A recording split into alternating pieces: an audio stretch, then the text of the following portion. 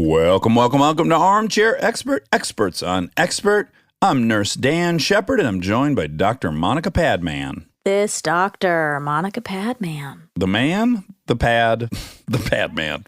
I don't even feel comfortable saying this doctor about myself. It didn't even sound right, didn't feel right. I hated it. You got to have your own. I'm this doctor, so maybe could you be that doctor? No, Dr. D is that doctor. That's true. That's true. What do you want to be? A doctor? Could I? This doctor, that doctor. They doctor, us doctor. Okay. I need to mull it over. Okay. Doctor's doctor. Ooh, doctor's doctor. Yeah, I kind of like that. Joined by Monica Mouse, this doctor's doctor. Oh, wow, that works on a lot of levels. Oh, Ethan Kross is our guest today, and Ethan is an experimental psychologist, a neuroscientist, and a writer who specializes in emotion regulation. Do you know why this is a ding, ding, ding? I'm pretty sure he's a doctor. Oh, he must be. Let's say Dr. Ethan Kross. Oh, it doesn't say. Well, but no, it doesn't. But let's say worst case scenario, we call someone a doctor that's not. They'll never sue over that or be offended. That's true. But we're about the facts, but okay. I was in a whole rabbit hole in my head laying in bed 2 nights ago with this doctor thing. Okay, tell. I decided I don't like that you have to call doctors doctor. Like when you're just talking to them, like Mike. Like that you got to say doctor. So because... can I make my case? I guarantee you're supportive of that, right? Wait, but do you mean medical doctor? Well, all the people Or you're supposed to say, kind. like Dr. Smith, Dr., phone call for Dr. whoever. Just when you talk to a doctor, you're supposed to call them doctor whatever. You know that, right? Yeah. I don't like it. Can I tell you why? Yeah. Okay. It's just a weird status acknowledgement. And albeit doctors are very noble people, but there are also many other occupations that are noble. And you would never say like Roofer John or Lawyer Mike. So there's a status thing. You don't say, you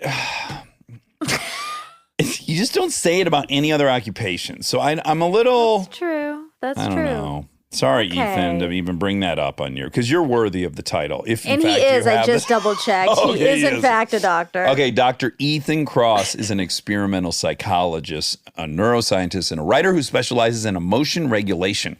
He has a really cool new book called Chatter, The Voice in Our Head, Why It Matters and How to Harness It. Now, we love this one because we have the loudest fucking racket going on upstairs. We sure do. At all times. Yes, and I've used some of the techniques. I really like them. It's really worth trying. Yes, and thank goodness there's some tools. You feel powerless over that racket, or the chatter, as Dr. Ethan would say. So please enjoy Dr. Ethan Kross. He's an armchair expert. He's an armchair expert. He's an armchair expert. And then I bet Dr. Ethan Kross can see what's happening here. What's nice happening shoes. here? You got some Jordans there? Is that Well, but what do these Jordans make you think of? They make me think of my childhood in Brooklyn. Okay, well, that's very fair. But they're U of M colors. Oh, Let me get it back up here. okay. Very nice. Are we a Go Blue family? I'm from Milford, Michigan, 20 miles up US 23 from you. Well, you never know. Sometimes people have the audacity to like the green, those green colors, Yeah, my sister went there. I mean, I should be sympathetic to it. Yeah, so the two of you, so we've got Michigan and then also Atlanta. My wife is from Atlanta, so this is like a whole family fest basically What here. part? Sandy Springs? Oh, Sandy Springs. I'm from Duluth. Ah, okay. Do you know Sandy Springs? Yeah, of course. Is it, how Of course I close do. to you was it? It's not too far. I would say probably 40-ish minutes Okay. away. Do you want to tell the doctor about the Georgia red clay? Well, if you must know, Dax defecated this morning and said it resembled Georgia red clay. I'm so sorry you had to hear that. I thought it'd be a good icebreaker. There was an Oh, no, no, evacuation, this is- and it was listen. undeniably Georgia red clay. Listen, I have 2 young daughters and they love legumes. So I'll just say, you want to go there? We could go there. I mean, no worries. How old are your daughters? They are 10 and 6. Okay. I've got 6 and 7. So we're in a similar world. And you're from Brooklyn. How do you feel about raising these girls in Ann Arbor? Are you excited about it, or do you feel like they're missing out on the city experience?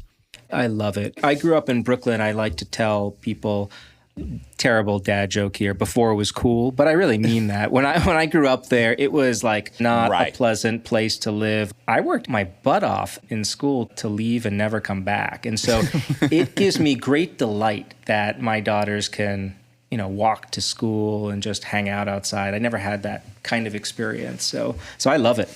Yeah, Ann Arbor, if you're going to be in Michigan, it's in the top 3, I'd say, areas you'd want to be. Traverse City is pretty darn nice to live, I think, as well. Oh, yeah. I often think if U of M was in Traverse City with the water, it would be perfect. It already is pretty close, but it would be even nicer. No one thinks. So I tell people, like, the peninsula, it's like there are vineyards up there. You feel like you're in France. I mean, it's beautiful.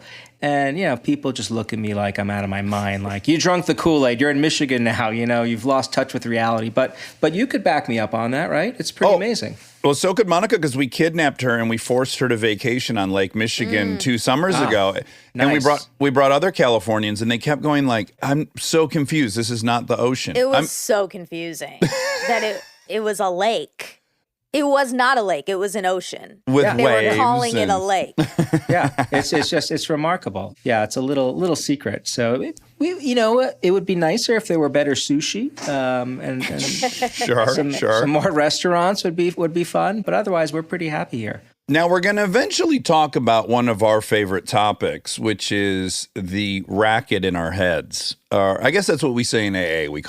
We're fond of calling it the racket. But we're going to get into that internal monologue we all do, or the dialogue, or the inner voice. But before we do, I guess I'm curious, do you have theories on why you were interested in psychology to begin with? You started at Penn as an undergrad and then Columbia PhD. What was it about psychology that interested you? Well, so my story goes way back to 3 years old, because I had a dad who was an unconventional dad, and he was not an academic. He was a salesman, and from the time I was 3, he would basically, whenever something bad happened, he would encourage me to go inside. He'd tell me, "Go inside, find the colonel." Colonel, what colonel are you talking about? But he's get to the heart of the matter. And so he basically encouraged me from the time I was really young to introspect when anything bad happened. And I listened to my dad, and his lessons served me well for much of my childhood and adolescence. When, I asked my crush out in high school, and she said no. I introspected. I moved on. I didn't get stuck, and I figured it out. So forth and so on. And so I was really good at managing myself. And this was a tool I relied on. Then I got to Penn. Can I pause you really quick? Yeah, please. Just because I had a car salesman dad. And I'm so now jealous, because my father was like, if you are, let's say, the crush, if that didn't go your way, you try to sleep with her best friend. That would have been my dad's advice. Go buy something or go do something flashy. So I'm a little jealous. Bad advice. No, yeah. Car salesman advice. Well, it's all a matter of perspective. What'd you get for your 5th birthday from your dad? You remember? Oh, no. Yeah, no clue. What did your dad get you when you were 5? He got me a mantra. Get the fuck out of here. Yeah. He took me to a transcendental meditation center in New York City. And, I was hoping for a bicycle or the next Transformer. And so, that didn't happen. And so my buddies are hanging out, and I'm learning about meditation. And even the worst part is you're not allowed to share your mantra with anyone. So you can't even tell your buddies what you got. You can only be vague. It speaks to how formative that experience was. I don't think I've ever told someone what my mantra is, even though it's silly, but I imprinted on that. I think I have to tell my wife first. Oh, man. I've been trying to get everyone to tell me their mantras for years. Didn't David Walton tell us his? Yes, he did. He loves me the most. Yeah, because he got suspicious that everyone has the same one, because he found out he and his buddy were given the same one, and then they tried to go to a third guy and he wouldn't tell him. And I said, look, here's what I'll do. You tell me yours. And if it's the same, I'll admit it is. And thank God it wasn't, because I started to get a little suspicious that it's all the same mantra as well. So, yeah, I mean, he was an interesting character, my dad. What forced him to be that way? These things don't happen on their own, do they? You know, my dad, not a college grad, but was always fascinated by Eastern philosophy and the Beatles and that whole TM movement back in the 60s and 70s. And so to his credit, and one thing I really am really grateful for, like he would talk to me like I was an adult from the time I was a little kid.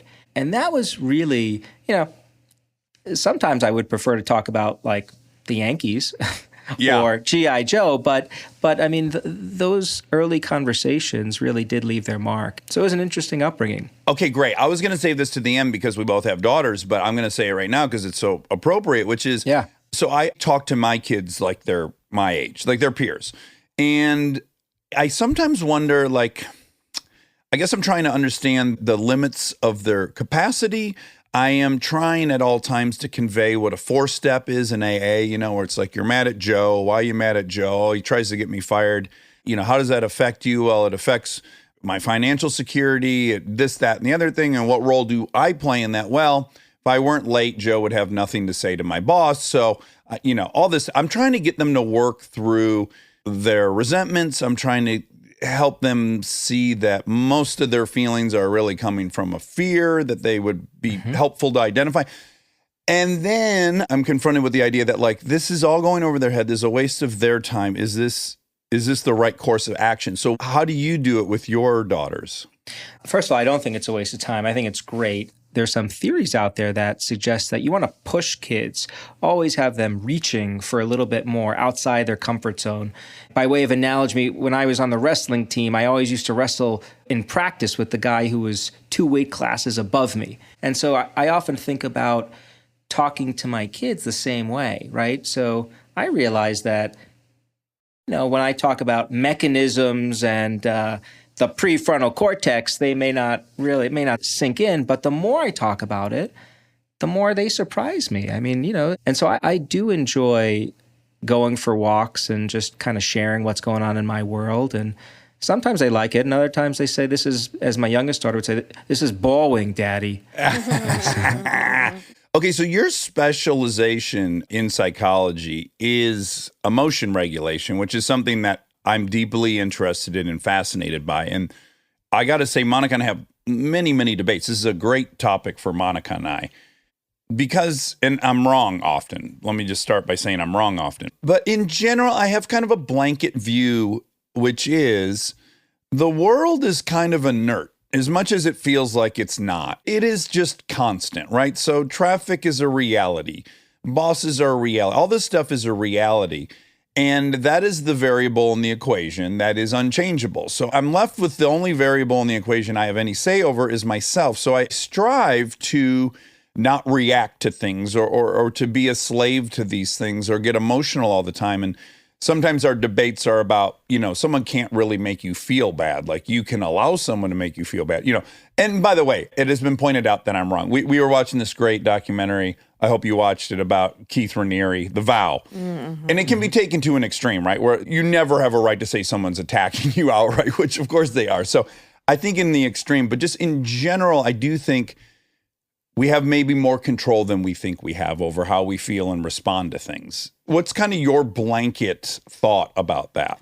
Yeah, I think we have enormous control over how we react to the world. And I think step one is simply being aware of the fact that you can change the way you think to change the way you feel. I think that's a game-changing idea for a lot of people. I mean, that's something that I talk to my kids about quite a bit. Like when my daughters are having temper tantrums, particularly the older one, not that she has more temper tantrums. If she heard me say that, I'd be in big trouble. But, she's at a point where I could talk to her and explain, like, you feel a certain way. What if we thought about it differently? What if we reframed it? And those kinds of reframings, I mean, that's a lot of what we do in our lab. Like when we get really upset at things, we tend to zoom in super, super narrowly on the problem at hand to the exclusion of everything else, right? We're just narrowed in. Oh my God, what if? I don't know what I'm going to do. Can you believe he said that? And we could zoom out. And when we zoom out, we get more perspective. And that can often be really, really useful. Yeah, and I don't think it implicitly is a denial of feelings. Like sometimes I hear a reaction to my point of view as being like, I'm asking people to deny how they feel. When in fact, I think I'm more going like, go ahead and feel that. Like you're allowed to experience it and feel it. And then I think it's time to work through it mentally. I mean, what you're describing, I hope it's not wrong, because it is about 20 years of what I do is towards that idea. And so I'm not taking any sides here. I just want to say, I'm just telling you how I think about this. I don't disagree with that. I disagree sometimes with him saying people can't make you feel a certain way. I think people can attempt to make, I don't think we live in pods and in vacuums. And I think if you try to, actually, that's to your detriment. And that you should be taking in other people's, whatever they're giving you. I mean, doesn't mean you have to feel it all, but I don't know. I just don't think we live in vacuums. Well, this is the perfect scenario here, because I can extract an agreement with both of you here. Right? So, I like to use the word harness to talk about how we can harness our reactions. And oftentimes, other people can instigate certain emotional responses in us, right? Like if someone says something to me that's the wrong thing, it's automatically going to elicit a response. And as much as I want to prevent that, I'm not going to be able to. And you probably, if you're thinking about how people work, you probably wouldn't want to make it so that you could perfectly control your emotions, because emotions are functional. Like negativity, we often hear nowadays, I want to live a life without any negativity. I would not endorse that. Right? Negativity in small doses is elegantly adaptive.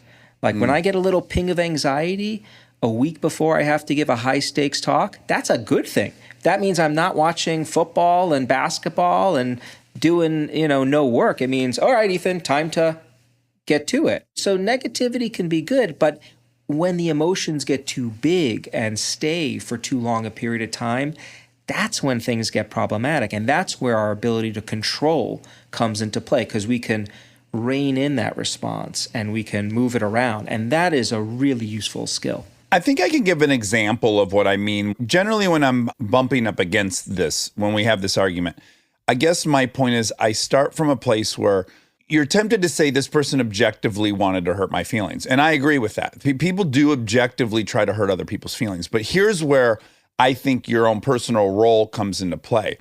If you walk by a homeless person on the street and they look up at you and they say, you're a fucking loser, it does not impact you. You do not care because you don't seek their approval. And now if someone you look up to, let's say we were interviewing someone that Monica loved historically, and they said, you're a fucking loser, it would be crushing.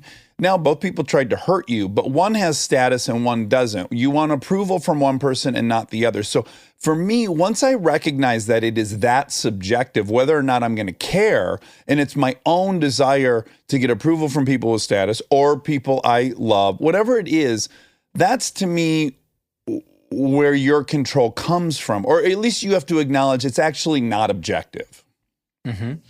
Well, I think what I hear you saying is when our self is on the line, so to speak, right? Like when something is said that actually impacts us, makes us feel vulnerable, that's when we're going to experience that emotional response. Totally. So not everyone, I gave a presentation to my kids' class a couple of years ago, and one of the kids just said, this is boring. And I said, well, that's not nice. No more talking for you. But I didn't lose sleep over it. Now, I might lose sleep in another context, right? So whether you're on the line can make a difference in terms of whether the emotion is triggered. We're not a simple species. Like, it's hard to predict. What's going to trip you up is different from what's going to trip you up, Monica. Like, our triggers are different. But once the emotion is triggered, the tools we can use are similar. Yeah. Okay, let me go one step further. I guess what I see the solution as, and again, I'm very brainwashed by 17 years in AA, so factor that in. But I guess what I'm tempted to say is if whatever thing that triggered you, if you treated that yourself, right? So if I have a set of definitions that says I'm not a loser, and I personally meet them and I actually decide that I have accomplished that and I don't have a fear that I'm not a loser, I believe no one's comment could have an effect on me. But it should, because it shouldn't have an effect on you emotionally, but it tells you something about your relationship to that person. It tells you something about that person. For sure. That person might be trying to manipulate you. That person might, it's important to take in what other people are saying so you can assess an entire relationship situation. I totally agree. But if I'm in a place emotionally where I'm like, well, I'm not a loser. It's like the example I always use is if someone calls me short. I'm 6'2", I'm not short. It doesn't trigger any fear of mine. So when you just triggered me, Dax. Well, yeah. 5'7", so thanks a lot. That makes sense, and I apologize. But I guess my point is, if someone says to me, you're very short, my first thought is, why would that person say that? Mm-hmm. What is their agenda? What is their objective? What thing are they dealing with? Which, in general, I think is a good way to be thinking about these interactions. It's like all the things we say really say more about ourselves than the person we're addressing in many ways. Great example. I'm talking too much, but don't worry, I'm going to really turn it over. But we had Justin Timberlake on yesterday, and I looked at the comments, and every other comment is about how clearly in love Monica is with Justin Timberlake while looking. Yes. Oh, wow. And what I glean from that is those people are in love with Justin Timberlake. And if they were staring at him, I would argue her face is pretty neutral to what it is in most photographs. She's definitely smiling, but I think she smiles in others. And I was just like, that's just straight projection. Like I would be in love staring at him. And so I'm pretty sure that's what I see on Monica's face. Yeah, I mean, people do project, but let's go back to, I don't think you're saying that you're incapable of being hurt, right? Not at all. I get hurt all the time. I'm super sensitive. Right. And so, your triggers may be different. Like the loser comment, it seems to me like you're confident that you're not a loser. And if someone says that, screw you, I'm not a loser and I know that. But let's switch gears. Like imagine someone who you care about deeply, said you were a shitty parent. That might tweak you. Let's say I'm working real hard and, my wife says, you're not being a good father. That would really, really offend me. Like that would hurt. So I think our triggers can be different. There are 150 things you could say that I have a fear about or that I do feel incomplete in that would send me reeling. That's what I'm arguing, that's my work to do. So I could somehow either confront the fact that I'm not a great dad and become a great dad so that doesn't affect me, or I just think it's an internal job ultimately. I think if you had real self-esteem across the board, all these comments would have no impact. Well, I don't know. I don't know if I agree that if you take that argument to an extreme, that would suggest that you would never get offended by anything. Yeah, and you're kind of sociopathic. Like you're living in your own space and nothing affects you. Like you want to be affected by the world and then handle it. And I'm definitely not suggesting that you don't handle it after you feel the feeling, but you should be taking in feelings and feedback from your community. Yeah. I agree. We're a social animal and this is how we help each other be good animals. But what I'm saying is you can imagine a state where you confront every one of those things that would have affected you. You're a loser. You're a bad parent. And you actually demonstrate that you no longer that thing. There is an imaginable state where you've actually done all that work. Somehow you have 80 hours in the day and you can become this person that really is impenetrable to that because you've done the work. Sure. You can make the argument that there's an emotional ideal that is homeostatic. You just stick to a baseline. You don't go up or down. You just go about living your life. And in some ways, that's the Eastern ideal. I have yet to see a living, breathing human that conforms to that ideal. So, well, I've seen it, but they have to be in complete isolation. If you're going to interact with other humans, it's almost impossible. It's hard. And so, it's almost like working against the machine, that ideal. We are built to experience emotion. And I'm a proponent of the idea that emotions are useful, both the good ones and the bad ones, as I was saying before. And so I wouldn't want to live a life without the ability to experience both kinds of states. Clearly, I like the good ones better. Most people do.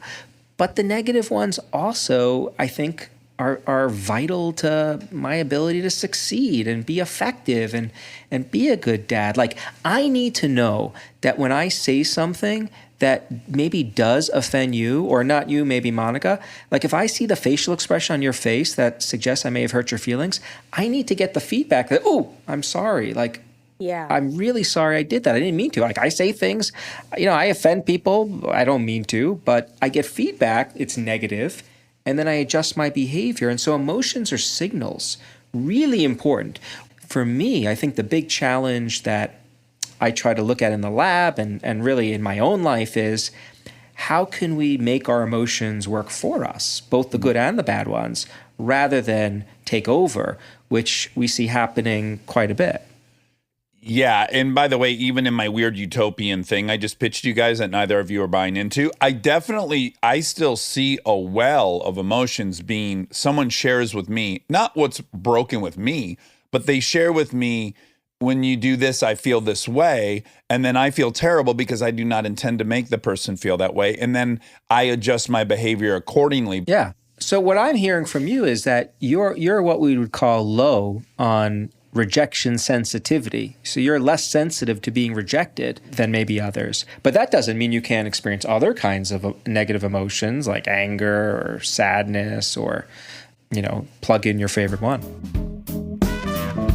Stay tuned for more Armchair Expert, if you dare.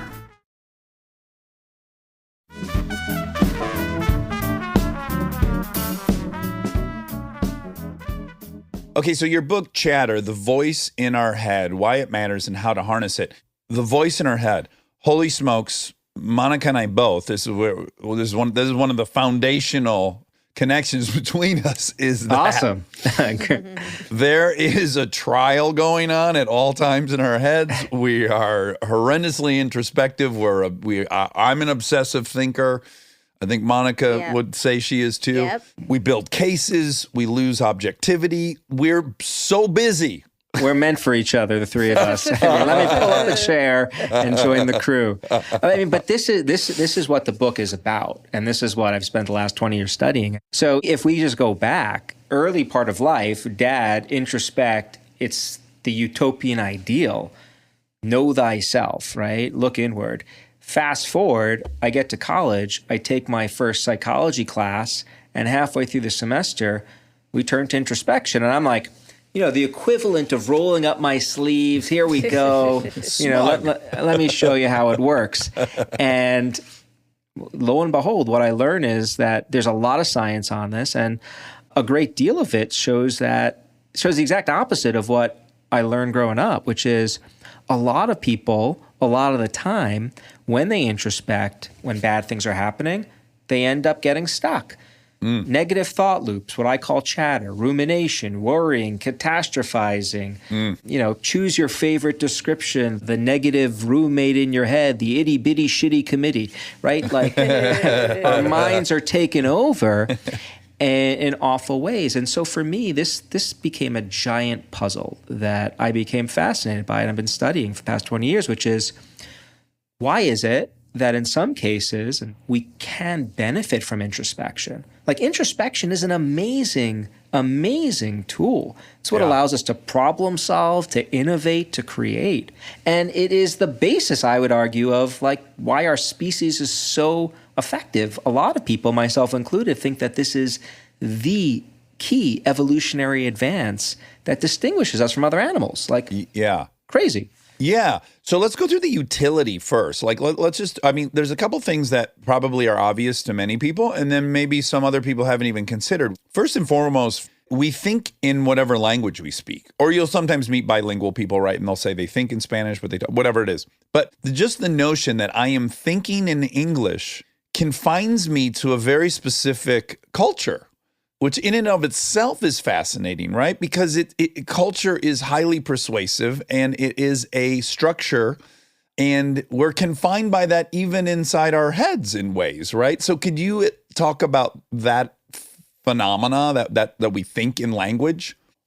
So we could think in language or images, and sometimes we think in like, I'm regularly now fantasizing about the next beach vacation whenever that happens and we can leave quarantine, right? So I can see myself on the beach with a pina colada, suntan lotion, I can do that.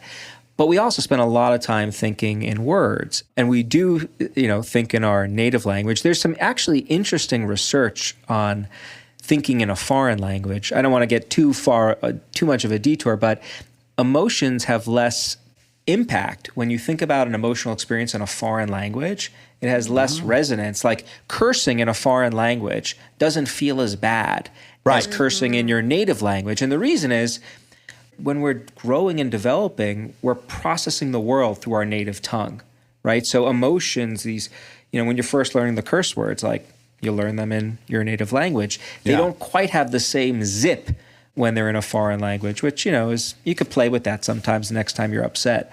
No, it's true. Phenomenon. I'll say shaisha all the time instead of shit, and it's just cute to everyone. Even if they know it means shit in German, Yeah, I'm not going to tell you the words I use in another language, but that's fair. I have a job that could be at stake. But we'll have a different conversation when you're tenured. Are you tenured? I'm tenured. I'm still not having a conversation with you. No. That's why you're tenured. You know what the right decisions to make. Well, here's an interesting tidbit. Maybe we get to it at some point. Social media is really interesting with respect to the inner voice because it provides us with a ginormous megaphone for what's going on in our head. Like Facebook often says, like, what's on your mind? Just put it out there.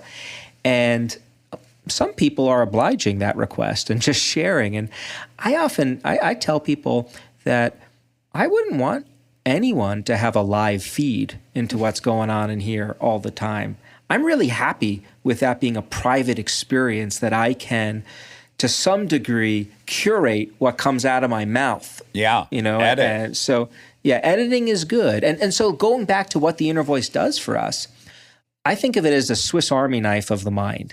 It does a lot of different things. One of the things it does is it does help us edit our life stories. Like we narrate our experiences. We're constantly creating stories to help us understand who we are. And the inner voice helps us do it. Yeah. It also helps us simulate and plan. So, if I'm prepping for an interview, I can think, okay, Monica's going to say this, and then I'm going to respond this way, and then she's going to respond this way. So we often do that little conversation with ourselves, role play internally in our head, right? And then at the totally other end of the spectrum, the inner voice is helping us do things as simple as just keep things in mind. Like if I asked you to memorize a phone number, repeat it in your head. That's your inner voice. 2090, so it helps us do a ton of things, but it can also get us into deep trouble, which is what I spend, most of the time studying. Okay, so really quick, just so I can put a pin in the language thing, I got curious, since you would know this, do you find that because language does vary, the lexicon's different, that we have words for things that other cultures don't and vice versa, and it gives us, I was an anthropology major, it gives us a sense of what they value. Does the language you think in potentially have an impact on your overall happiness or mental health? And specifically, we always read, Sweden and Finland, these Norwegian countries are always highest on the UN happiness scale. And the metrics are always, standard of living, all these other things. But I wonder, is anyone even considered part of it is the language that's in their head? Yeah, it's a great question. So language can shape our emotional experiences. And in fact, we've done a lot of work showing that there are some quirky linguistic jujitsu moves that you can use to harness your inner voice. But as to whether cross-cultural differences in language put people onto different emotional trajectories, I'm not sure of research that speaks to that specifically. There's some cultures that have words for emotions that other cultures don't. Mm-hmm. And that's really fascinating, right? Because there are certain experiences that certain groups of people are having, presumably, that they have a word to describe that other cultures are not. We have a new show with Wendy Mogul, who's a family therapist, and she also does a lot of stuff in linguistics. So for that show, each episode, she presents a word in a different language that we don't have that word in English. There's a Japanese word where you're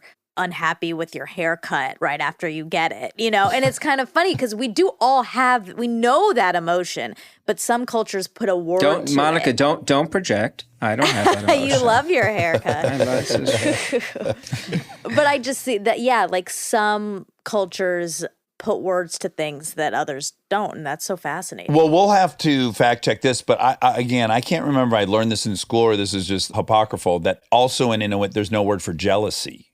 And that would be, if that's true, which we'll fact check, that would be a really phenomenal idea, that there would be a culture that doesn't even need a word for jealousy. Yeah, I don't know. There are definitely studies that have looked at some of these, comparing different cultural groups on these specific emotions and find some inconsistencies. On the whole, I think a lot of the emotions that are common to us are expressed linguistically in different cultures. It's funny, you're reminding me one of the first studies I did, which I tell the story of this study in the book because it ended up being an inner voice escapade for me with a kind of death threat. That was not, for an academic, that's not that usual. But we did a study where a lot of people had noted that in cultures around the world, different cultures use the same words to describe the experience of being rejected, which is the language of physical pain, right? They describe how they feel when they're rejected as my feelings hurt, I'm in pain. And so we did a study where we looked at whether what's happening in your brain is similar when you're experiencing social rejection versus physical pain. So we brought people into the brain scanner. This was back in New York City. We recruited people who had just been dumped in a monogamous romantic relationship. Turns out in New York City, it was really easy to find those people. Yeah, sure. And we had them bring a picture of the person who dumped them. And this sounds terrible, right? Like, we're not trying to make people feel awful for the sake of it. We're trying to learn something. Oh, it's for science. I don't care what you did. Let's hear it. Okay, fine. So we show them the picture of the person who dumped them. And as they look at that person, they're supposed to think of how they felt when they said, I don't love you anymore. It hurts. It's not pleasant to look at that person. And on another part of the study, we put a little metal probe on their forearm that heated up to a hot temperature. To be clear, crystal clear, I'm going to talk slower now to give the disclaimer. This is not burning someone. This is like holding a hot cup of coffee without the protective sleeve. So it's aversive but tolerable. And we found basically overlap in physical pain circuitry in the brain. So it was a fun little study that someone then sent me a death threat for. Yeah, that was fun. Again, it says a lot more about that person. Okay, so is that inner voice, that's frontal lobe business? Well, there are language centers in the brain, but it's also distributed. So 15 years ago, we tended to talk about the brain in terms of specific spots, whereas now we're talking in terms of patterns across the brain, networks. And so there's a language network, and there's certainly a frontal component to that. Because one thing that was fascinating, and I listened to you on another podcast about psychology, and I guess there was a tweet, I never read it, but there was some tweet that caused a bit of... yes. Yeah, it went viral, and it was basically people weighing in on whether or not they have an internal monologue going. And to be honest, I was shocked anyone would have said that they don't. I would have assumed we're all imprisoned with all these thoughts. Well, this is why I think thinking in terms of the inner voice isn't one thing. It does a lot of different things for us, is really useful for addressing that debate. Do some people report not having like a monologue stream through their heads? Yeah, there are people who report that. They're thinking in terms of images more, most of the time. However, if their brains are properly functioning, they still possess like the capacity to think in words. Like, so the ability to repeat a number in your head or repeat a word silently, that is a basic feature of a well-working brain. That's called verbal working memory. It's part of the architecture that supports how human beings navigate the world. So we all possess that capacity.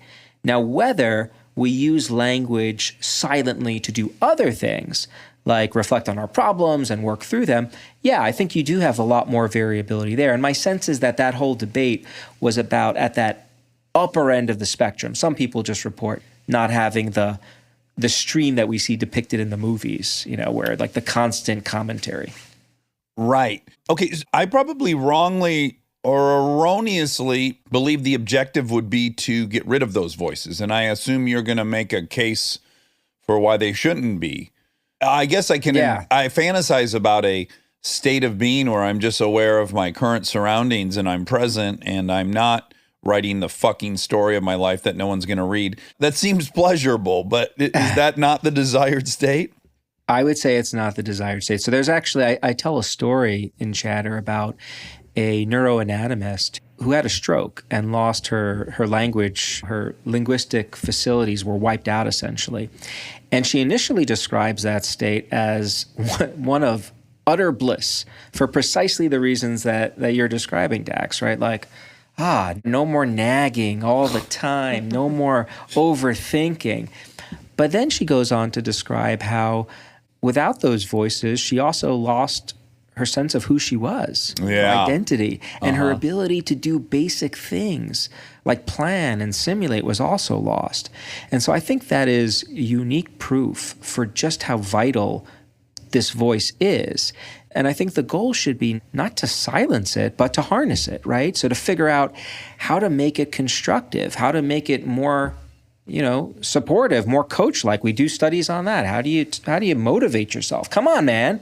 Get your act together. And so I think that's the challenge. And what's really, to me, a bit of a mind blower is that there are tools that we have evolved to possess all around us, and things we could do by ourselves, ways of talking to other people, and even ways of navigating the world around us that allow us to harness this conversation. And that's been really exciting to study. So when we want to harness it, what are we trying to downsize and what are we trying to nurture?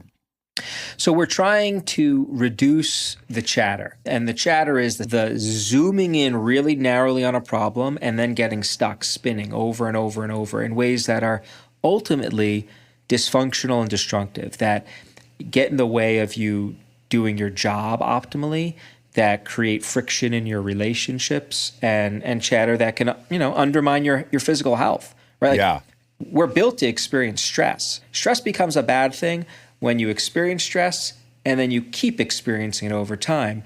We are very well equipped to maintain that stress response because we just keep replaying the negativity over and over and over. And that leads to the kind of wear and tear in our body that's not so good for longevity. And so when you talk about zooming out, what are the mechanics of that? Or what is a literal example you could give us of how one should attempt to zoom out? Sure. So there are lots of different ways you could zoom out. One way to do it is something called temporal distancing or mental time travel. And I actually use this a lot when it comes to COVID, right? I try not to focus on what's happening right now and how awful it is. And I think, all right, how am I going to feel 9 months from now, 12 months from now, when I'm vaccinated, when most of the country is, and when the ship is righted and we're back on path? What that does psychologically is it highlights the fact that what we're going through right now is not permanent. It's temporary. Yeah. That gives us hope. And hope is really, really good for silencing those chattery inner voices. So that's one way of broadening the perspective. I'm not thinking just narrowly about what's happening now. I'm looking at the bigger picture. You can also go back in time, right? Like, look, think back to 100 years ago. We had a terrible pandemic, but guess what? We're all alive right now sitting here. We made it through that. We endured it, we grew, and we will do it again.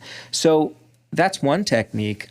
That's my personal mantra, I just want to say is, and I've said it on here before, my personal mantra is, this is only temporary, this is only temporary, this is only temporary. When I'm really caught in a dark blue mood, I just try to remember all the time that it's temporary. And it's powerful. That's actually one of the defining features of wisdom. So we've studied wisdom. It's like, what does it mean to be wise? Well, to be wise, there are a couple of features. One of the things you want to do is be able to recognize that the world is constantly changing. It's constantly in flux. Another thing you want to be able to do is recognize that the limits of your own knowledge, right? I don't know everything. I can't possibly know everything. It's another feature. So that's one zoom out technique. Let me tell you about another one that is fun, and I rely on it a lot. It's called distance self-talk, and it involves coaching yourself through a problem using your own name, like you're talking to someone else. Oh, wow. silently in your head, of course. And so here's the backstory on this and how this works. We know that we are much better at advising other people on their problems than we are ourselves. I mean, have you ever had a situation where someone comes to you, they're ruminating, they're anxious, they don't know what to do, they present the situation to you, and hey, no problem. This is what, like, have you ever had that experience? Oh, yeah. Daily, I sponsor guys and I hear myself giving them advice that I need to follow and I just fucking can't do it. I know, you know, I can easily tell them what would make their life easy. And yet I'm like, wow, you just can't do that for yourself. There's a name for this. It's called Solomon's Paradox. It's named after the Bible's King Solomon, who was famously adept at giving advice. Like, he's known as the wise king. But when it came to his own life, he had like 100 concubines, and it ultimately, like, he built them all shrines and temples, and it got very messy, and it ultimately led to his kingdom's demise, right? So this is fundamental. And so what's really cool about distant self-talk is we're using language as a tool, right? We usually use names when we talk about other people. So when you use a name to talk to yourself, it's like a psychological jujitsu move, right? It's changing your perspective really fast, automatically. And it's, all right, Ethan, here's what we need to do. And so that's another tool, with a caveat that I don't endorse doing that out loud and in public. Silently try to coach yourself through a problem using your name. We find that actually also gives people objectivity, makes it easier to think through problems in an adaptive way. Now, in the book, you profile some top athletes and some Fortune 500 executives. And I'm curious what tools or techniques or strategies or methodologies you found that they employ that we could all benefit from. Well, so distant self-talk's one that I talk about Malawi Yousafzai and LeBron using.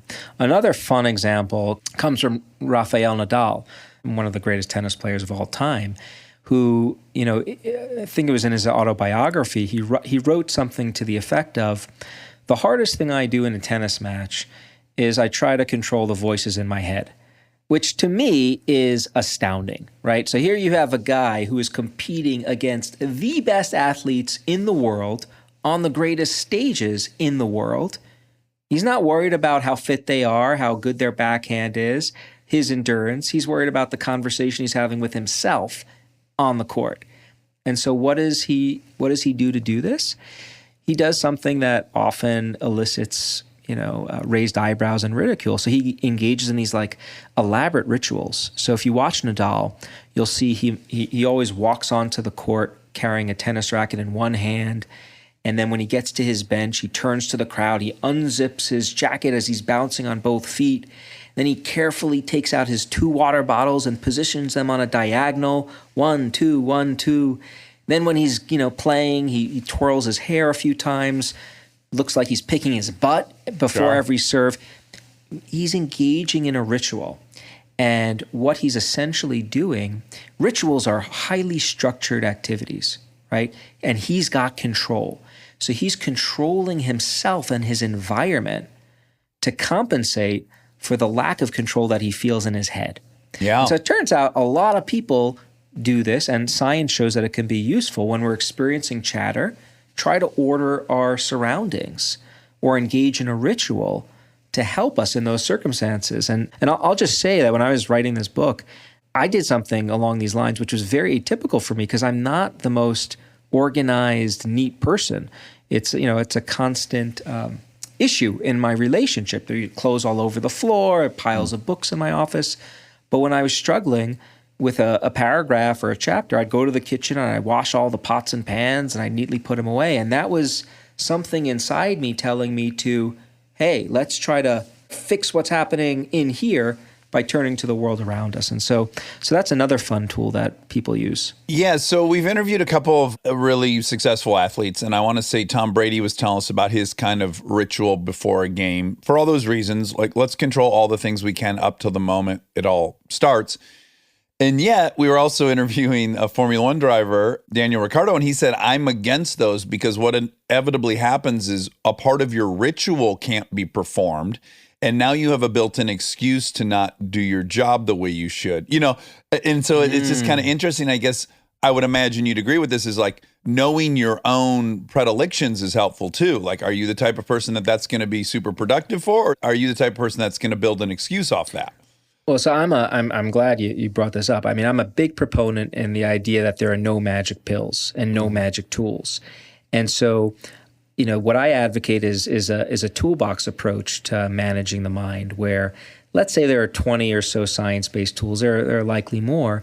I think the challenge is to figure out what are the combinations of tools that work best for you as a unique individual facing unique stresses in your life. Figuring out what those combinations or blends of tools are, that's, I think, the really important challenge that we all face. And could you give people, like, if possible, could you approach a definition so we know when you're having constructive self-talk and when you're veering into rumination? Like, how do people delineate the difference between that? There is no very sensitive Apple Watch detectable red line that says, okay, I'm in the chatter zone. It'd be cool if there were. Yeah. But, I think subjectively, when you find that your thoughts are getting in the way of you thinking and feeling and behaving optimally, like that's a good cue to suggest I may be experiencing unproductive chatter. So in other words, if I'm trying to read a book and I read 5 pages and I realize, oh man, I just read 5 pages. I don't remember anything I just read because I was thinking about this problem, right? That's not a good thing when your job is to read for a living. Or, if I'm supposed to be performing well in a high stakes situation, a big talk, thousands of people, and I can't get the words out of my mouth because I'm so worried about what everyone's thinking, like that's a cue that your mind's taking over in an unhealthy way. So I think it's often apparent when the unproductive chatter strikes. I'm going to just admit to one thing, which is I had these kind of hard, fast thoughts about how one should evaluate why they're triggered by things, evaluate what things are having an impact on them emotionally, and then found myself in a couple unique situations over quarantine. One, I relapsed on opiates, so I was fucked up on opiates, and then I was detoxing from them. And I recognized in that state, oh man, you're kind of underestimating the impact of your biochemistry and how that changes. And these things the tools that I was able to access normally were just so elusive to me. I also took an arthritis medicine at one point, didn't read any of the side effects, came to find out depression was one of them. And then in that state, at finally going like, oh, I'm not enjoying interacting with my children like I always have. This is curious. Your chemistry, man, it's a big part of this, isn't it? I try to sometimes look at people and go, oh man, they're probably, chemically feeling how I did, when you can almost not climb out of that. There's no question that it's all integrated and connected, right? So the brain is influencing our biochemistry, which in turn is having implications for our emotions. What we're learning is that, by thinking, you can change how your brain responds, which in turn can have an implication on that neurochemistry. Research on placebos here is, I think, super fascinating, right? Like this idea that I can give you a sugar pill for depression or anxiety. And for not all cases, but many cases, like if you believe me that this pill is going to make you feel better, it has an effect, like an adaptive effect. Like this to me is another mind blower. What that means to me is that we possess the capacity to change the way we feel in quite astounding ways. Yeah. But we often have to backdoor into that capacity. It's not fully under our control. There are safeguards that prevent us from unleashing that capacity. Self-doubt, maybe insecurity. But if a trusted person says, Dax, you're gonna do okay, you will be better, take this pill, then that effect comes to fruition. That speaks to, I think, the work that science has to do to figure out why we don't have more control over ourselves. Yeah, I totally agree with you on that. And we've had several different scientists that have pointed out the placebo is real. Like, I think we all have this notion of what placebo is. Oh, they give you a fake pill but they've all pointed out, no, the result is real. It doesn't really matter what the cause is. The result is measurable and real. So, I mean, so let's think about, why would it make sense for us to have these limitations on our ability to feel the way we want all the time? Because that's what we're really talking about, right? If we have the ability to rethink how we feel, no more depression, no more anxiety, no more anger, right? Yeah. That could be problematic if you think about it, because we know that people are motivated to approach pleasure and avoid pain. The reason negative emotions are useful is because they feel really bad. We pay attention to them because we don't want to feel that way. So there are people who are born, just by way of example, with a genetic condition that makes it impossible for them to experience physical pain. Impossible. Right. Yeah. And you know what happens to them? Yeah, they get really hurt and die. Yeah. Exactly. Yeah. Exactly. So that's what we're talking about. So it's kind of a catch-22 here, right? We possess the ability to feel less bad. But if you're in charge of creating something, I don't know that you want to give that organism, that entity, the ability to just modulate how they feel without any safeguards at all. That could be really dangerous. Herein lies the great conundrum of the simulation. You can't give us too much of what we want, or it doesn't work. You got to keep wanting for more a little bit. I would imagine the mastery of this self-talk does have the potential to be damaging. I guess, as soon as I saw that you had done top athletes, I went immediately to the Tiger Woods documentary, which we both just watched. I don't know if you had a chance to see that or not. I haven't yet. It's incredible. I think it would interest you so much because his conditioning since 2-3 years old, it was his father creating racket around him while he played this game and perfecting this ability to block out stimuli and to compartmentalize and to really master the voice in the head. Because as you say, similar to tennis, I don't think there's a mental game. You're playing yourself. Tiger's playing himself. There has not been an example of someone who better mastered that internal voice than Tiger. And then the personal struggles he had, to me, fit perfectly within that mastery, which is he can compartmentalize this part of his life and he can silence this voice in his head and he can perceive, Well, go ahead. You got me chomping at the bit here. Yeah, please. That's what I was hoping to make you horny for this. Yeah. We're going to need another episode. So this speaks to something that I think is also fundamental about human nature. We often think about people in terms of traits. So good at self-talk across the board, neurotic across the board, conscientious.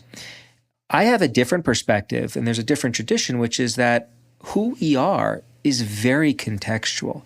I can be incredibly controlled in work contexts, but a total animal, not true, but hypothetically, in other contexts with my friends or with my family.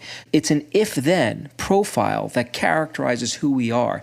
If I'm in one context, then I behave this way, then I'm in control. If I'm in another context, then I behave very differently, right? Yeah. And the triggers are very different. So when I hear that example of Tiger, I don't see that as his ability to master self-talk as getting him into trouble. I view it instead as he really mastered his ability to control himself on the golf course.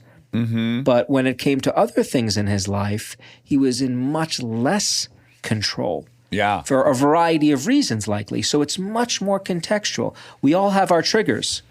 I would argue that the amount of self-control was so overwhelming and he needed such a reprieve from that when not doing that thing, which is what he did most of the time. It's like... Yeah, it could be. It's possible. I could think of other, who knows? I got to watch the video. Oh, It's really good. It's tremendous. I think it's more my armchair theory. Yeah. Is his life was so public, and I think when your life is so public, and I mean his to an extreme, you crave a private life because everything, you need that and you're not getting it. So I think that's more what it's about as opposed to, and still control. It's controlling the amount of privacy you have or anonymity or whatever, but it's not so much about his self-talk, I think.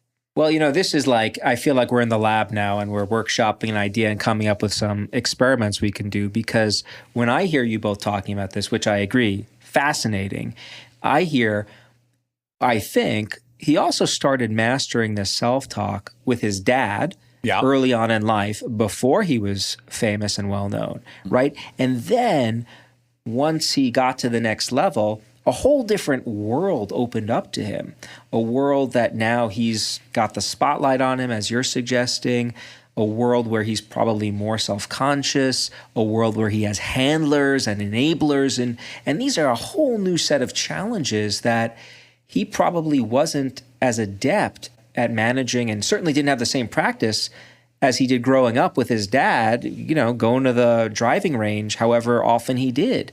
So a very different slice of life comes into play. And here's my projection, because this is me, which is I have demonstrated great self-control and will in many facets of my life, and that gave me an arrogance in these other harder to manage areas of my life. So he's also an addict. He was on a bazillion different pills. He clearly was struggling with that. And I could relate to thinking, no, I have the skill set to do the impossible. So I'll be the person that can handle this situation in the same way I handle this other situation, in a way most people can't.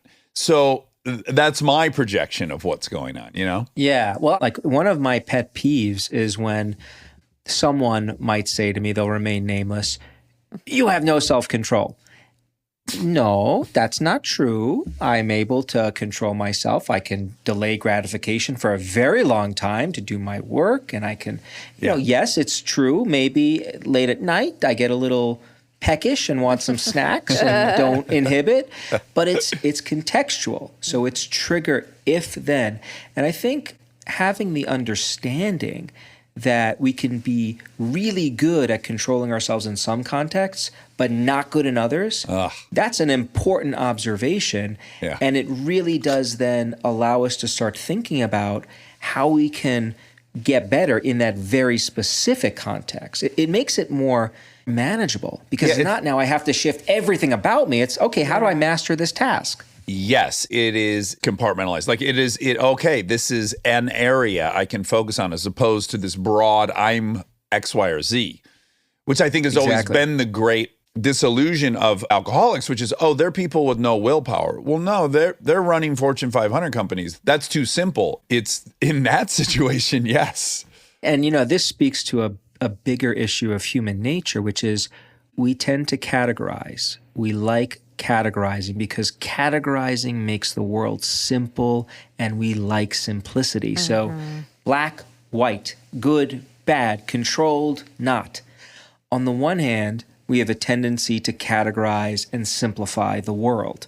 On the other hand, we ourselves all know, when we think about who we are, that there's a lot of texture to who we are. Don't reduce us to categories. So how do you make those different views align? I think that's a challenge that we really need to figure out to improve the way we work as a society. We have to start with understanding how we're built. And then once we understand how we're built, then it becomes possible to start thinking about how to navigate the world more effectively. Yeah. But we need to I'm certainly, like mindfulness. I talk about this a little bit in the book too. Like, look, I told you I've been mantra since 5, right? So I know how to meditate. I totally value the mindfulness and meditation, but I do react to the message that we always need to be in the moment, which a lot of people talk about, right? Like, human beings weren't designed to always live in the moment. We evolved to be able to live in the past and the future too, and that's really good. That's a useful quality. So I don't think we should be telling people always be in the moment. Yeah. I think be in the moment if you're in the moment, but also just figure out how to be in the past and the future without getting sucked into the chatter vortex that ruins people's lives. And so, we got to work within the contours of how we're built. Yes, absolutely. And your book, Chatter, is a great step in that direction. So what a wonderful way to try to start understanding both the usefulness, the potential pathological nature of it, and how to navigate it and how to harness it. So people should definitely read Chatter. So Dr. Ethan Kross, Pride of Ann Arbor, so great to talk to you. I hope you appreciated my U of M colors, and I hope we talk to you again soon. I think we could cover a lot of different topics. Yeah, it was great fun. Truly a fun conversation. Thanks for having me. Okay. Thank you. Be well. Take care. Bye. Stay tuned for more Armchair Expert, if you dare. And now my favorite part of the show, the fact check with my soulmate, Monica Padman. Hello. We're not together. I'm in Georgia right now. I'm in a storage closet. AKA your cubby, your fact check cubby. Cubby's an adorable word, right? That's how It is. like they tell the kindergartners, like you get a cubby, put your stuff in your cubby. And they don't really have stuff. No, not too much. No. They're too little for stuff. Not a lot of work to bring. Ding, ding, ding. I'm at my childhood desk. Really childhood, like before, like not high school desk. Like this was a 5-year-old's desk. And Yeah. it's so funny because I remember, I'll take a picture of it. Yeah. It has a bookshelf attached. It's tall. And when I was little, I was climbing it to get a book because I was so smart. Studious.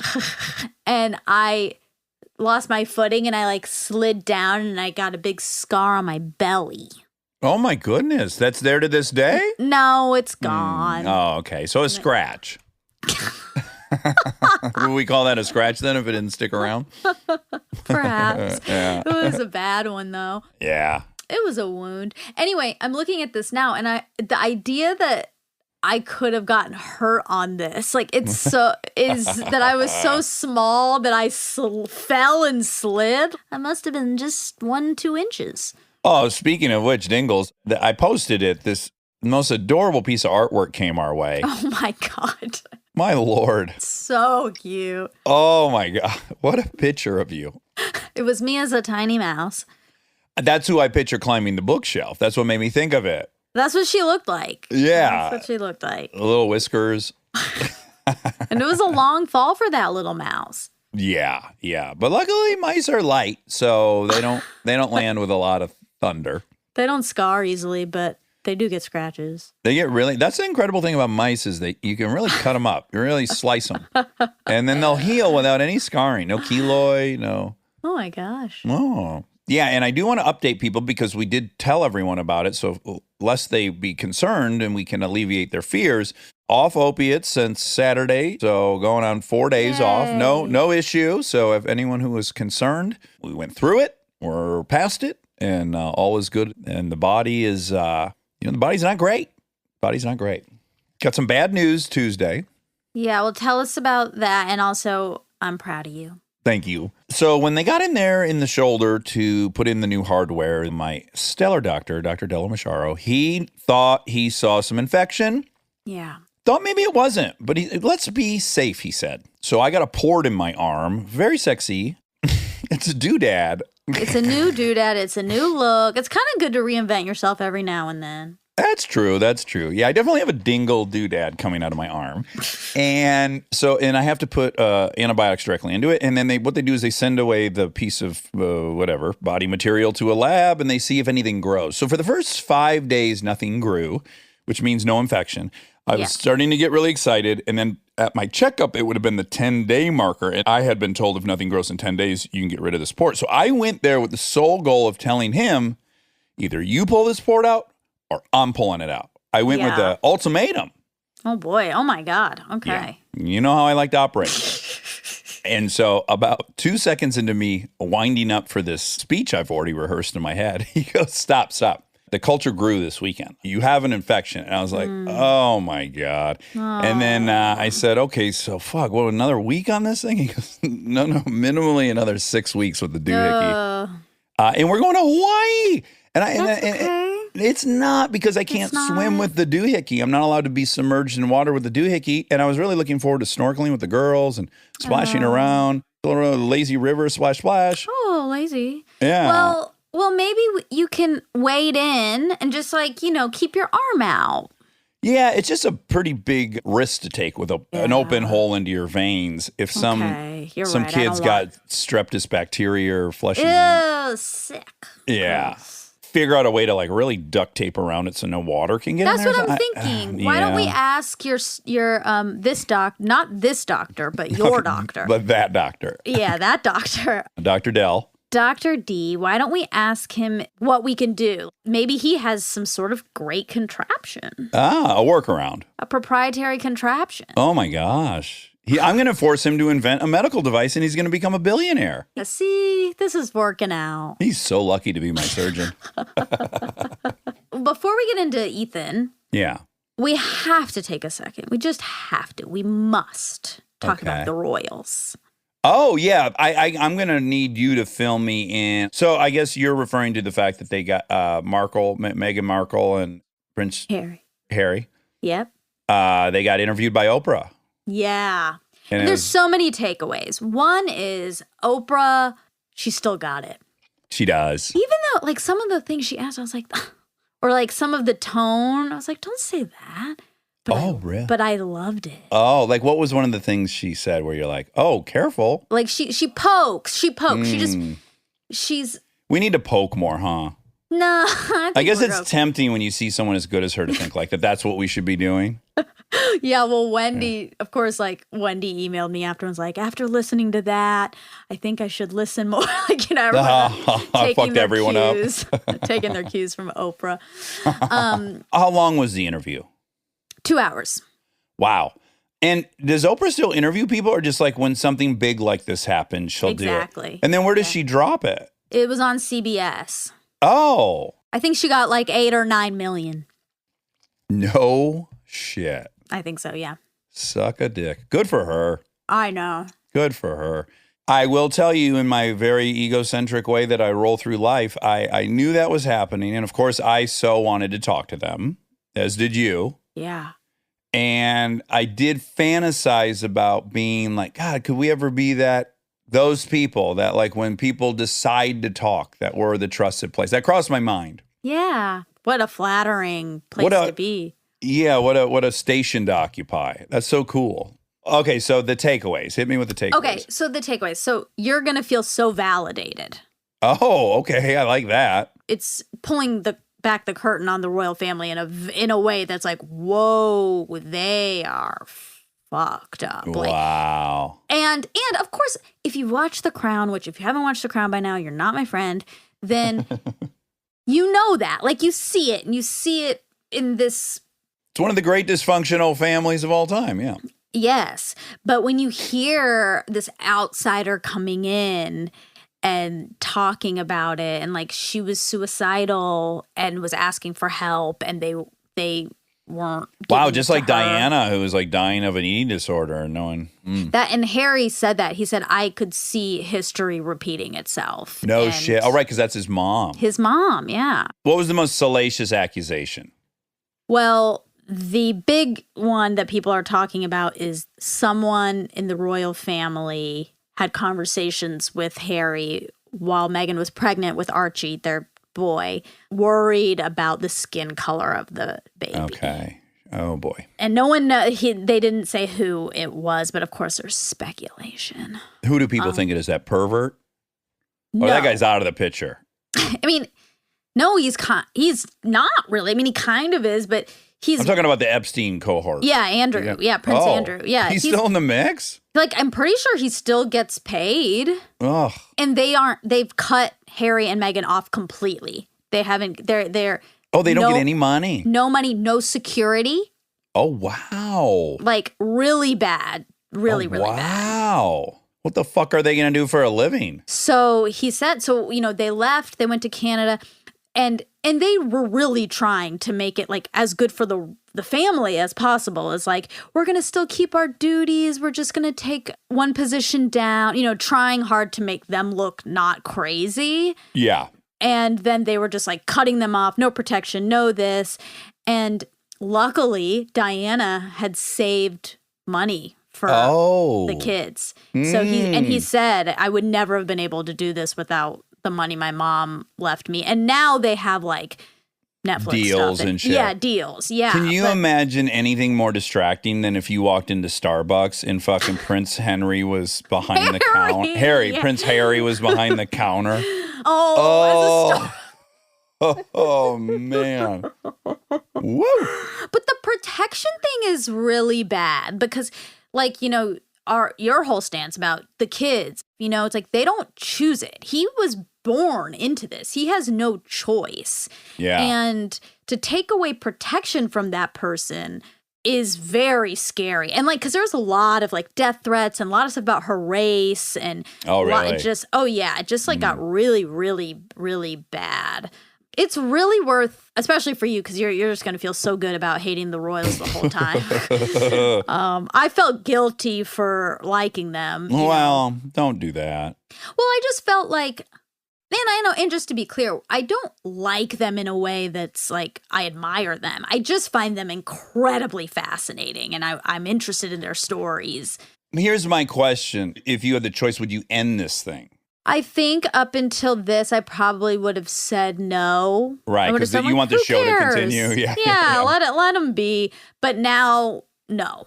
It's hurting people. It's a problem. Well, and again, my point is always like, nobody's benefiting. They're not. They're miserable. Yes. Even the perpetrators of this stuff, they're fucking miserable and they're taking it out on everyone else. Yep. I don't know who's winning. Exactly. And that's what Harry said. Other than tabloids.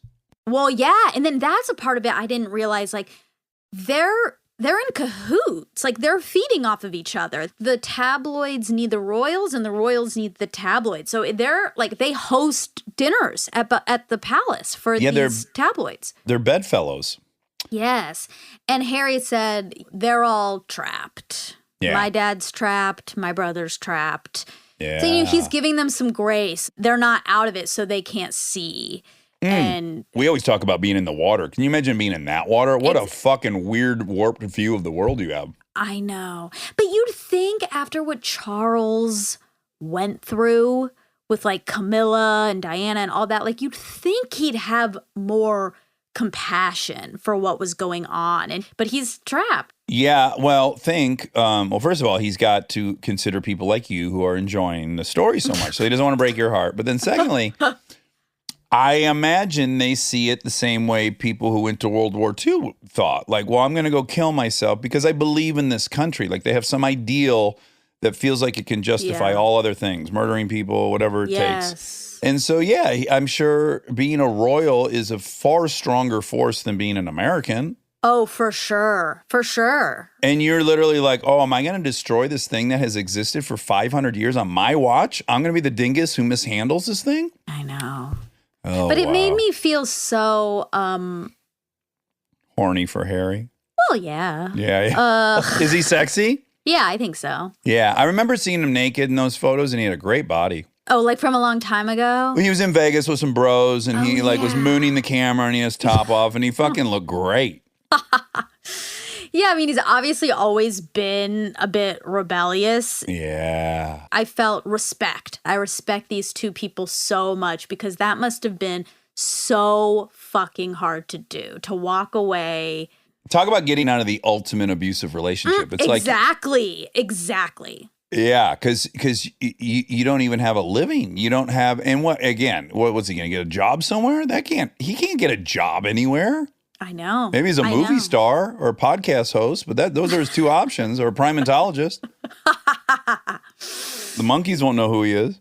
Well, okay, so here was the one criticism I heard, and I didn't watch it, so I don't know, but I was told that Meghan's stuff felt a little too scripted and rehearsed and not really like as much from the heart as much as maybe like prepared monologues about the situation. Oh. Did you detect that at all? No, I didn't. Okay. I didn't. I'm sure they were very anxious about this, obviously. Maybe she had pre-planned in her head like we all do before we do anything, but I did not feel like it was disingenuous at all. Okay.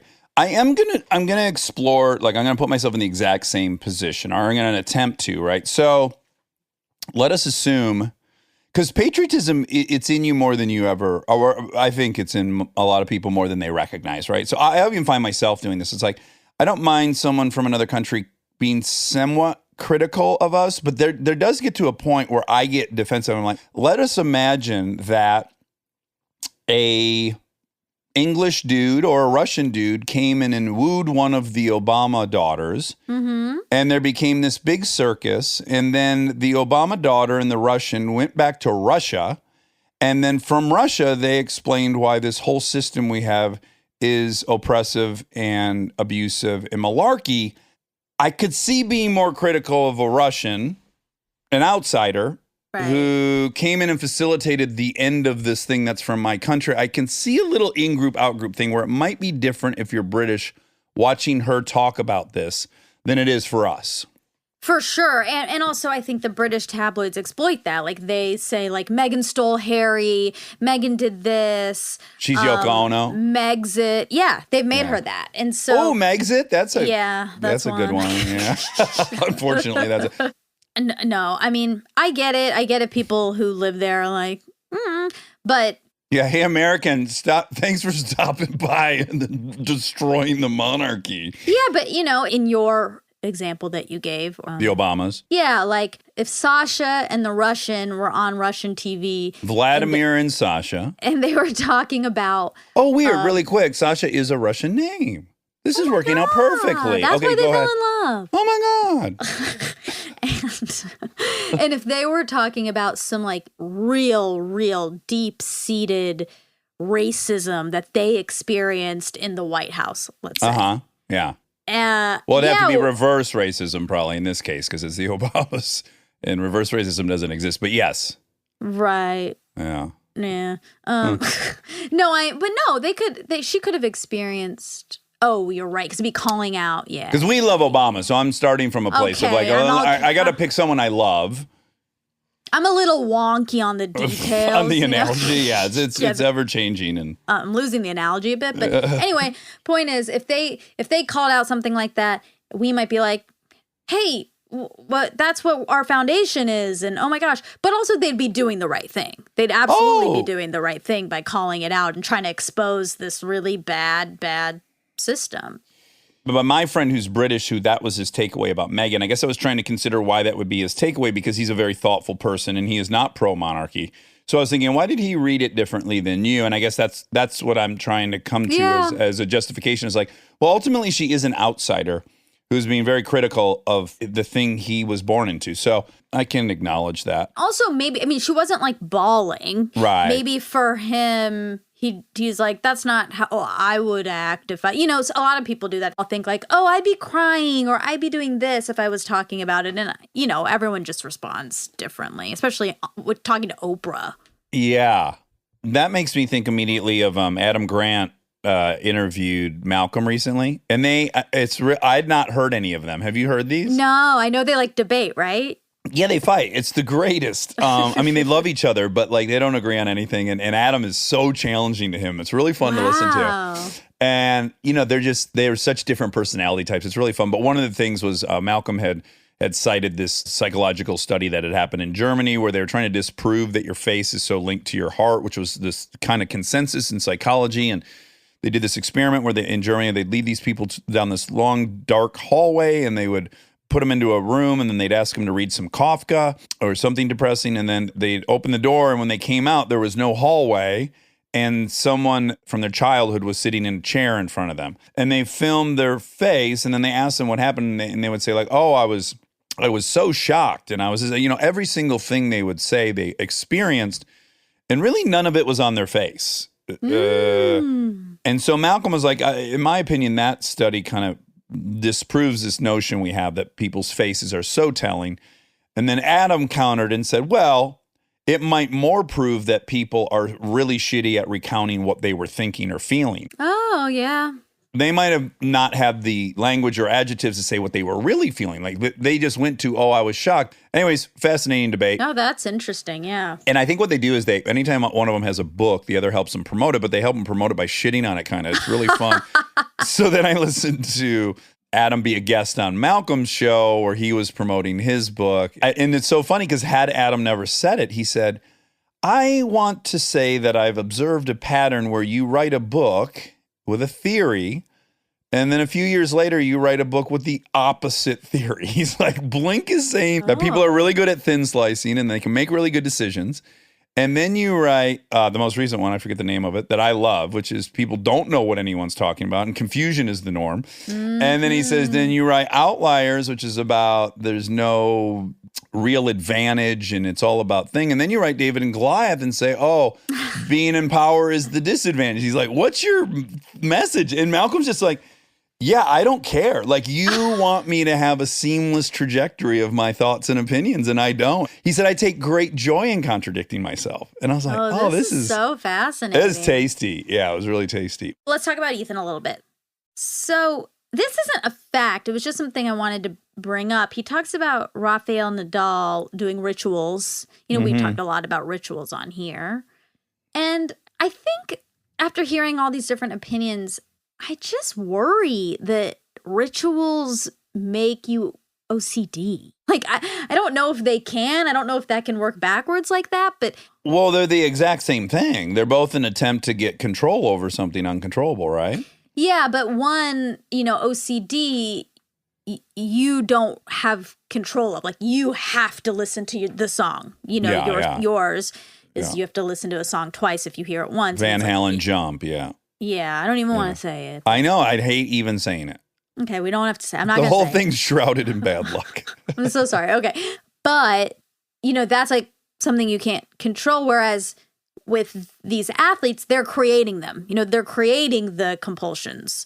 They're like creating that I tap this 5 times and then I do this. And it's a way to get control, but it's invented. But then I wonder at some point, does it get out of control? Okay, so I have a little bit different of opinion. I don't think they engineer them. I think they are things they linked. So one day they wore green socks and they finished first. So then they make the connection, oh, it's green socks. Like, I don't think they set out to have these. I think they take notice of something they did just prior to having a great performance. And then they clock it. So I would say the chicken or the egg is that they're OCD already. Okay, that might be true. And then I think for like Danny Ricciardo, who doesn't believe in those, with a really, really defendable explanation. Oh, like, I prefer it. Yeah. Yeah. Why are you going to let these little things inform how you do? Because what if one of those goes wrong? Like exactly. That's genius. But I think it's easy for him to have that opinion because he's just not OCD. Yeah, that might be true. Okay. All right. Glad we talked it out. Okay. The name of the disorder where you can't feel pain. Uh-huh. It's just called congenital insensitivity to pain, or... Oh, okay. Yeah, I know. I was going to say, that doesn't sound Latin enough for me to take it seriously. I don't love it either. Yeah.